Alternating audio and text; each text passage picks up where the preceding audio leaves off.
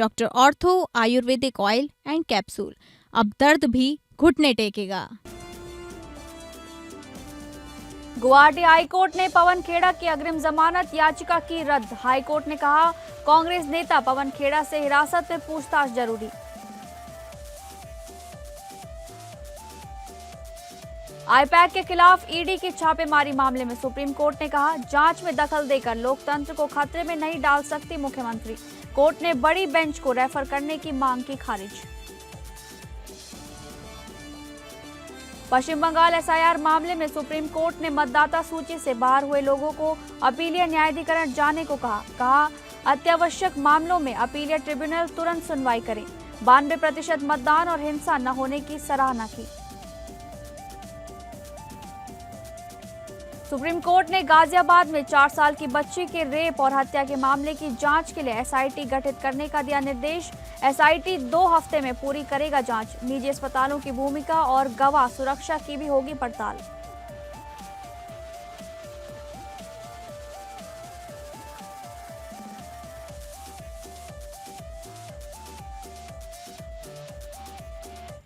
नमस्कार, courts this week में आपका स्वागत है। मैं हूं आपके साथ शालिनी राणा। अगले आधे घंटे हम सुप्रीम कोर्ट, हाई कोर्ट और तमाम निचली अदालतों की खबरों को आपके सामने रखेंगे। तो शुरू करते हैं कोर्ट्स दिस वीक।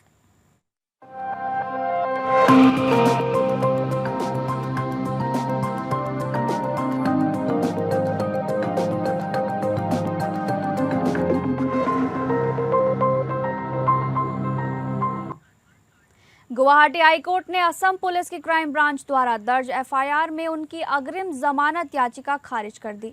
जस्टिस पार्थिव ज्योति सैकिया ने 21 अप्रैल को फैसला सुरक्षित रखा था और याचिका खारिज कर दी। गुवाहाटी हाईकोर्ट ने कहा कि कांग्रेस नेता पवन खेड़ा से हिरासत में पूछताछ जरूरी है ताकि उन लोगों का पता लगाया जा सके जिन्होंने उन्हें झूठे दस्तावेज दिए थे। इन्हीं दस्तावेजों के आधार पर खेड़ा ने दावा किया था कि असम के मुख्यमंत्री हेमंता बिस्वा शर्मा की पत्नी के पास 3 विदेशी पासपोर्ट और अमेरिका में एक कंपनी है। जस्टिस पार्थिव ज्योति सैकिया ने असम पुलिस की क्राइम ब्रांच द्वारा दर्ज मामले में खेड़ा को अग्रिम जमानत देने से इनकार करते हुए ये टिप्पणी की। कोर्ट ने कहा कि अगर खेड़ा ने केवल मुख्यमंत्री के खिलाफ आरोप लगाए होते तो इसे राजनीतिक बयानबाजी कहा जाता, लेकिन उन्होंने एक निर्दोष महिला को विवाद में घसीट लिया। कोर्ट ने कहा, रिनिकी भुइयां शर्मा के पति राजनीति में हैं और असम के मुख्यमंत्री हैं, लेकिन रिनिकी भुइयां शर्मा राजनीति में नहीं है। अगर खेड़ा ने राज्य के मुख्यमंत्री पर आरोप लगाए होते तो ये मामला राजनीतिक बयानबाजी का होता, लेकिन राजनीतिक फायदा लेने के लिए खेड़ा ने एक निर्दोष महिला को विवाद में घसीट लिया।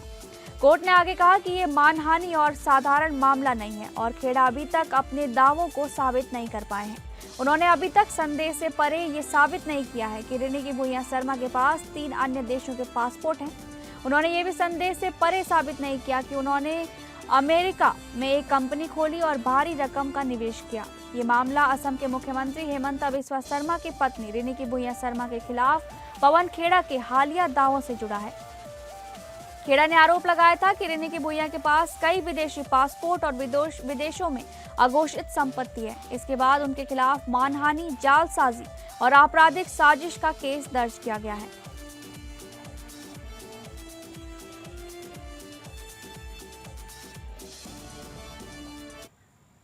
सुप्रीम कोर्ट ने पश्चिम बंगाल की मतदाता सूची से नाम हटाने या जोड़ने संबंधी शिकायतों पर अहम निर्देश दिए हैं।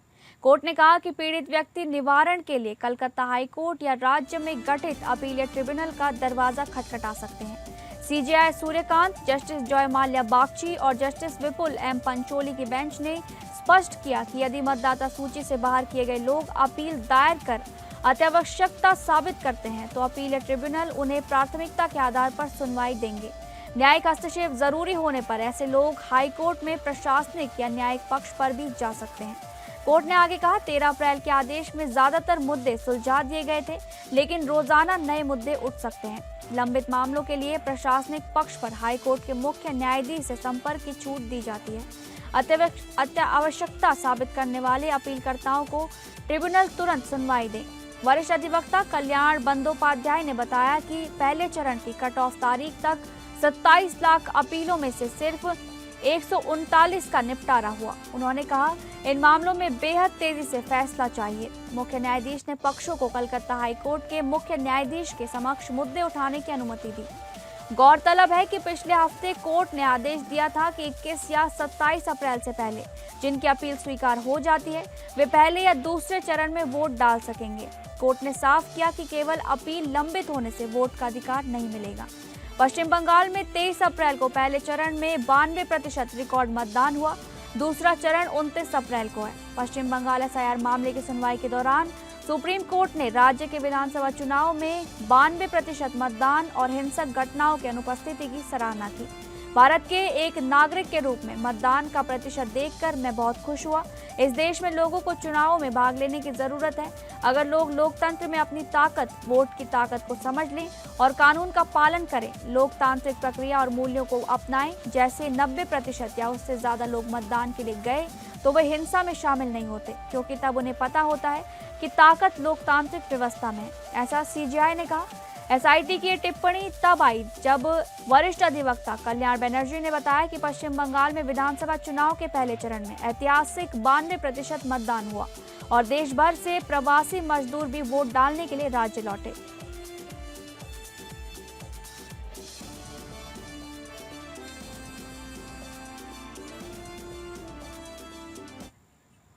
उन्नीस के सिख विरोधी दंगों से जुड़े एक मामले में पूर्व कांग्रेस सांसद सज्जन कुमार को सुप्रीम कोर्ट से बड़ा झटका लगा। शीर्ष अदालत ने सज्जन कुमार की अंतरिम जमानत याचिका को खारिज कर दिया, जिसके बाद उन्हें फिलहाल जेल में ही रहना होगा।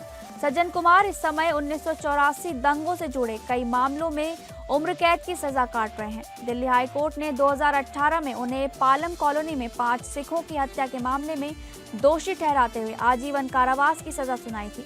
इसके बाद 2025 में एक अन्य मामले में भी उन्हें उम्र कैद दी गई थी, जो सरस्वती विहार में हुई हिंसा और हत्या की साजिश से जुड़ा था। कांग्रेस के पूर्व सांसद ने अपनी सेहत और उम्र का हवाला देते हुए अंतरिम जमानत की मांग की थी। उनका कहना था कि लंबे समय से जेल में रहने और स्वास्थ्य समस्याओं के कारण उन्हें राहत दी जाए, लेकिन सुप्रीम कोर्ट ने इस मामले को गंभीर मानते हुए जमानत देने से इनकार कर दिया। अदालत ने कहा कि यह मामला बहुत गंभीर अपराधों से जुड़ा है, जिनमें बड़े पैमाने पर निर्दोष लोगों की जान गई थी। ऐसे में फिलहाल किसी भी तरह की राहत उचित नहीं है। कोर्ट ने स्पष्ट किया कि जब तक उनकी अपील पर अंतिम सुनवाई नहीं होती, तब तक वे जेल में ही रहेंगे।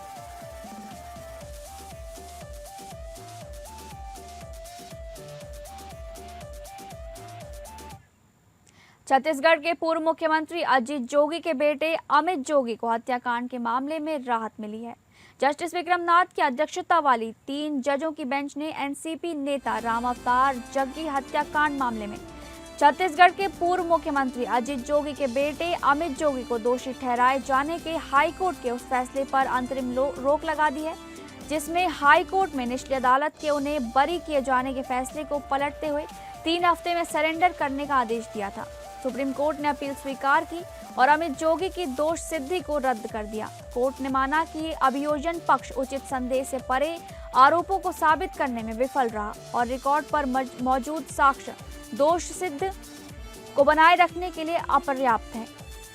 कोर्ट ने याचिकाकर्ता को राहत दी और इस सिद्धांत को दोहराया कि आपराधिक दोष सिद्धि ठोस और विश्वसनीय साक्ष्य पर आधारित होनी चाहिए, न कि अनुमान या संदेह पर। दरअसल एनसीपी नेता राम अवतार जग्गी हत्याकांड मामले में छत्तीसगढ़ के पूर्व मुख्यमंत्री अजीत जोगी के बेटे अमित जोगी को दोषी ठहराए जाने के हाईकोर्ट के फैसले को चुनौती देते हुए सुप्रीम कोर्ट में अपील दाखिल की थी। छत्तीसगढ़ हाईकोर्ट ने 23 साल पुराने हत्या के मामले में निचली अदालत के फैसले को पलटते हुए अमित जोगी को दोषी माना और अमित जोगी को दोषी करार देते हुए 2 अप्रैल को दिए गए आदेश में उन्हें हाईकोर्ट ने 3 हफ्ते में सरेंडर करने का आदेश दिया था। साल 2003 में एनसीपी नेता राम अवतार जग्गी की हत्या के मामले में 2007 में निचली अदालत ने 28 आरोपियों को उम्र कैद की सजा सुनाई थी, लेकिन सबूतों का अभाव बताते हुए अमित जोगी को बरी कर दिया गया।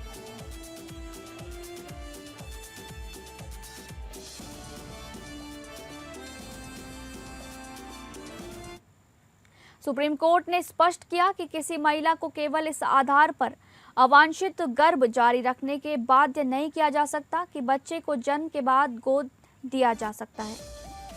कोर्ट ने कहा कि गर्भवती महिला की इच्छा ही सर्वोपरि है।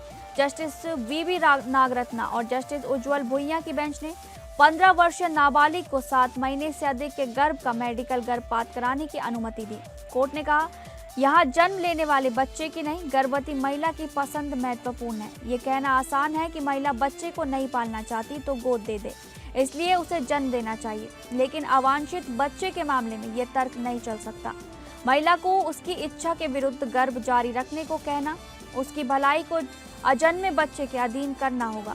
बेंच ने कहा कि कोई भी अदालत महिला, विशेषकर नाबालिग को उसकी स्पष्ट इच्छा के खिलाफ पूरा गर्भ रखने के लिए मजबूर नहीं कर सकती। इससे गंभीर मानसिक, भावनात्मक और शारीरिक आघात होगा। कोर्ट ने जोड़ा, अवांछित गर्भ और महिला की मानसिक स्थिति का असर जन्म लेने वाले बच्चे पर भी पड़ता है। सभी मेडिकल जोखिमों के साथ गर्भ न रखने के फैसले का सम्मान होना चाहिए। ये याचिका नाबालिग की मां ने एमटीपी एक्ट की तय सीमा के बाद गर्भपात की अनुमति के लिए दायर की थी। सुनवाई में सॉलिसिटर जनरल तुषार मेहता ने कहा कि देर से गर्भपात मां और बच्चे दोनों के लिए जानलेवा हो सकता है। उन्होंने सेंट्रल अडॉप्शन रिसोर्सेज अथॉरिटी के जरिए गोद लेने और आर्थिक मदद का सुझाव दिया। जस्टिस नागरत्ना ने इस पर सवाल उठाते हुए कहा कि कोर्ट महिलाओं को आर्थिक मदद पर निर्भर रहने का निर्देश नहीं दे सकता। उन्होंने पूछा कि अगर नाबालिग गर्भ नहीं रखना चाहती तो क्या होगा, जबकि डिलीवरी में अभी 10 हफ्ते बाकी हैं। याचिकाकर्ता के वकील ने बताया कि गर्भ से नाबालिग को गंभीर मनोवैज्ञानिक परेशानी और पढ़ाई में बाधा हुई है। बेंच ने चिंता जताई कि अनुमति न मिलने पर नाबालिग असुरक्षित और अवैध गर्भपात का रास्ता अपना सकती है। कोर्ट ने कहा कि अवांछित गर्भ जारी रखने को मजबूर करने से नाबालिग के मानसिक स्वास्थ्य, शिक्षा और विकास पर दीर्घकालिक असर पड़ेगा। अनुच्छेद 226 या 32 के तहत नाबालिग का सर्वोत्तम हित प्राथमिक सीमाओं से ऊपर है। कोर्ट ने दोहराया कि प्रजनन स्वायत्तता अनुच्छेद 21 के तहत निजता और व्यक्तिगत स्वतंत्रता का हिस्सा है। शरीर से जुड़े फैसले अनुचित पाबंदियों से निष्प्रभावी नहीं किए जा सकते। गोद देने का विकल्प बच्चे को जन्म देने के लिए मजबूर करने का अधिकार नहीं बन सकता। संवैधानिक अदालतें महिला के नजरिए से देखें। कोर्ट ने कहा कि अवांछित गर्भ के मामलों में अक्सर एमटीपी एक्ट की अवधि बीत चुकी होती है। मामले में नाबालिग की स्पष्ट अनिच्छा को देखते हुए कोर्ट ने एम्स नई दिल्ली में सभी मेडिकल सुरक्षा के साथ गर्भपात की अनुमति दी और अपीलकर्ता से सहमति पत्र मांगा। कोर्ट से जुड़ी खबरों में आगे बढ़ेंगे। सुप्रीम कोर्ट ने गाजियाबाद में 4 साल की बच्ची के रेप और हत्या के मामले की जांच के लिए विशेष जांच दल या एसआईटी गठित करने का निर्देश दिया। ये वही मामला है जिसमें कोर्ट ने पहले यूपी अधिकारियों द्वारा यौन उत्पीड़न की धाराएं न लगाने और बच्ची के जीवित रहने के दौरान 2 निजी अस्पतालों द्वारा इलाज से इनकार करने पर नाराजगी जताई थी। CJI Suryakant, justice Joy Mallya Bagchi और जस्टिस विपुल पंचोली की बेंच ने निम्नलिखित आदेश दिया। डीजीपी उत्तर प्रदेश एक एसआईटी का गठन करेंगे जिसमें शामिल होंगी यूपी कैडर की एक महिला पुलिस अधिकारी जो पुलिस आयुक्त, पुलिस महानिरीक्षक रैंक की हो लेकिन राज्य से मूल संबंध न रखती हो। दूसरा, पुलिस अधीक्षक अतिरिक्त एसपी रैंक की एक महिला अधिकारी और एक महिला डिप्टी एसपी या इंस्पेक्टर ऑफ पुलिस। एसआईटी को अधिसूचित किया जाए। एसआईटी बिना किसी देरी के यानी शनिवार से ही जांच शुरू करे। एसआईटी पीड़ित बच्ची के माता-पिता की सभी शिकायतों पर गौर करे, खासकर महत्वपूर्ण गवाहों की सुरक्षा को लेकर। इसी तरह एसआईटी को निजी अस्पतालों की भूमिका की जांच करने का निर्देश दिया गया। एसआईटी जांच के परिणाम के आधार पर आवश्यक कार्रवाई की जाएगी। एसआईटी द्वारा पूरक रिपोर्ट दाखिल होने तक ट्रायल कोर्ट कार्यवाही स्थगित रखे। 2 हफ्ते के भीतर जांच पूरी करने का प्रयास करें। निजी अस्पतालों के स्पष्टीकरण, बचाव सहित आरोपों की एसआईटी स्वतंत्र रूप से जांच करे। कोर्ट ने आगे कहा कि एसआईटी द्वारा पूरक रिपोर्ट दाखिल करने के बाद वो कोर्ट के रजिस्ट्रार न्यायिक के समक्ष अनुपालन हलफनामा दाखिल करे।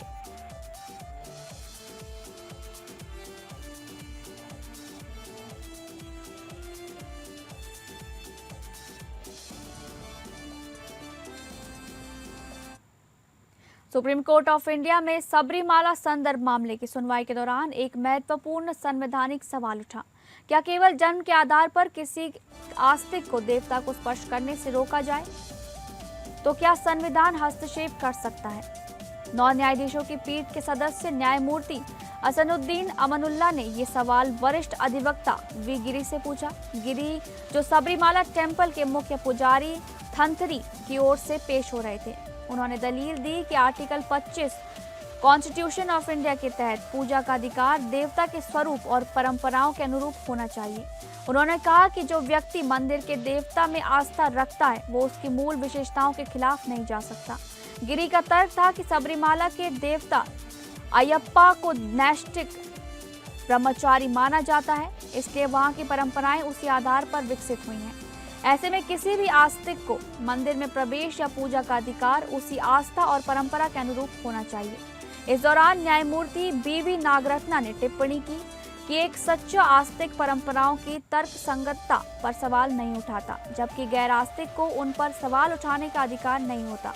वहीं न्यायमूर्ति प्रसन्ना बी वार्ले ने कहा कि समय के साथ आस्था और परंपराएं बदल सकती हैं और आधुनिक सोच रखने वाला आस्तिक पुराने रीति रिवाजों पर सवाल उठा सकता है।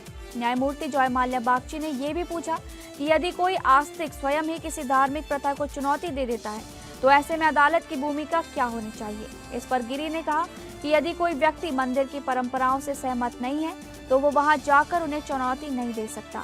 इसी बीच न्यायमूर्ति अमानुल्लाह ने एक अहम सवाल उठाया कि यदि किसी व्यक्ति को केवल उसके जन्म या वंश के आधार पर देवता को छूने से स्थायी रूप से रोका जाता है तो क्या ये संवैधानिक अधिकारों का उल्लंघन नहीं होगा।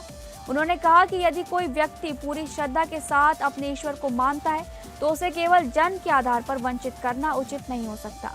इस पर गिरी ने स्वीकार किया कि यदि केवल जन्म के आधार पर किसी को अयोग्य ठहराया जाता है तो ये गलत और अवैध हो सकता है। वहीं न्यायमूर्ति MM सुंदरेश ने कहा कि ऐसे मामलों को article 25 उपधारा 2 उपधारा B of the constitution of India के तहत सामाजिक सुधार के रूप में संबोधित किया जा सकता है। सुनवाई के दौरान पीठ ने यह भी स्पष्ट किया कि धार्मिक स्वतंत्रता और व्यक्तिगत अधिकारों के बीच संतुलन बनाना आवश्यक है। मामला अभी विचाराधीन है और सुनवाई जारी है।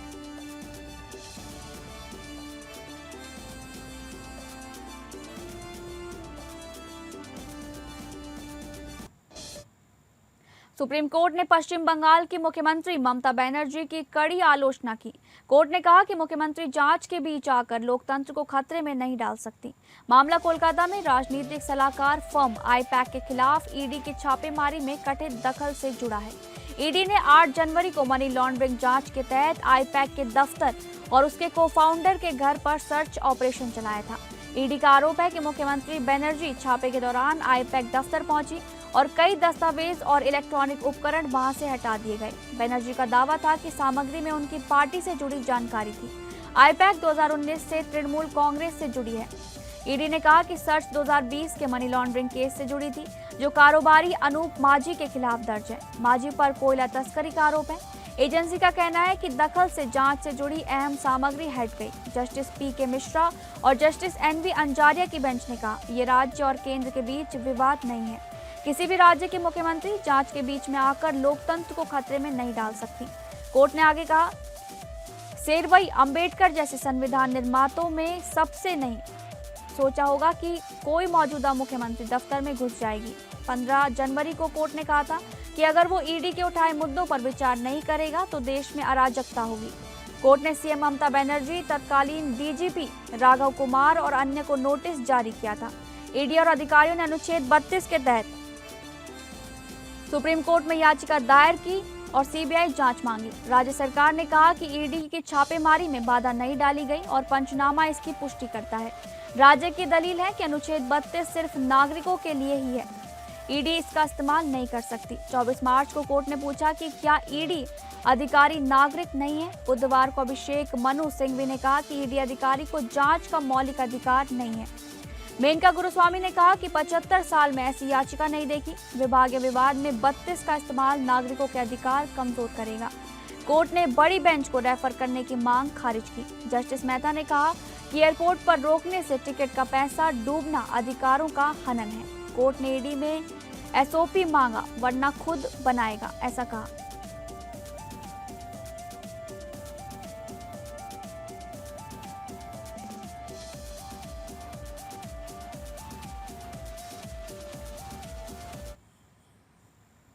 उत्तराखंड हाईकोर्ट ने एक महत्वपूर्ण फैसले में स्पष्ट किया है कि वैवाहिक विवादों में व्यभिचार के आरोप साबित करने के लिए किसी बच्चे के डीएनए परीक्षण का आदेश सामान्यता नहीं दिया जा सकता। अदालत ने कहा कि इंडियन एविडेंस एक्ट सेक्शन 112 के तहत वैध विवाह से जन्मे बच्चे की वैधता की जो कानूनी धारणा है उसे बिना ठोस आधार की चुनौती नहीं दी जा सकती। मामला उस अपील से जुड़ा था जिसमें एक पति ने पारिवारिक न्यायालय द्वारा नाबालिग बच्चे के डीएनए परीक्षण की अनुमति न देने के आदेश को चुनौती दी थी। अपीलकर्ता ने हिंदू मैरिज एक्ट सेक्शन 13 के तहत तलाक की कार्यवाही शुरू करते हुए अपनी पत्नी पर व्यभिचार का आरोप लगाया था। उसने अपने आरोपों को साबित करने के लिए बच्चे के डीएनए परीक्षण की मांग की। उसका तर्क था कि व्यभिचार के मामलों में प्रत्यक्ष साक्ष्य मिलना कठिन होता है, इसलिए वैज्ञानिक प्रमाण के रूप में डीएनए परीक्षण आवश्यक हो सकता है। हालांकि पारिवारिक न्यायालय ने इस मांग को खारिज कर दिया था, ये कहते हुए कि ऐसा परीक्षण पितृत्व निर्धारण के समान होगा, जिससे बच्चे के अधिकारों और भविष्य पर प्रतिकूल प्रभाव पड़ सकता है। हाईकोर्ट ने भी इस दृष्टिकोण से सहमति जताई। अदालत ने कहा कि साक्ष्य अधिनियम की धारा 112 एक निर्णायक उपधारणा स्थापित करती है, जिसके अनुसार वैध विवाह के दौरान जन्मा बच्चा वैध माना जाता है। इस धारणा को केवल तभी चुनौती दी जा सकती है जब ये साबित किया जाए कि संबंधित समय में पति पत्नी के बीच शारीरिक संपर्क नहीं था। कोर्ट ने यह भी स्पष्ट किया कि डीएनए परीक्षण का आदेश केवल असाधारण परिस्थितियों में ही दिया जा सकता है, जब प्रथम दृष्टया ठोस साक्ष्य मौजूद हों। इस मामले में अपीलकर्ता ऐसा कोई भी प्रमाण प्रस्तुत नहीं कर सकता। अदालत ने बच्चे के अधिकारों, गरिमा और निजता को सर्वोपरि मानते हुए कहा कि बिना पर्याप्त आधार के डीएनए परीक्षण की अनुमति देना संविधान के अनुच्छेद 21 के तहत संरक्षित अधिकारों का उल्लंघन होगा। कोर्ट ने यह भी चेतावनी दी कि ऐसे परीक्षण से बच्चे पर सामाजिक कलंक लग सकता है। अंततः हाईकोर्ट ने पाया कि पारिवारिक न्यायालय के आदेश में कोई कानूनी त्रुटि नहीं है और अपील को खारिज कर दिया। साथ ही ये दोहराया कि बिना ठोस आधार और आवश्यक दावों के डीएनए परीक्षण की अनुमति नहीं दी जा सकती।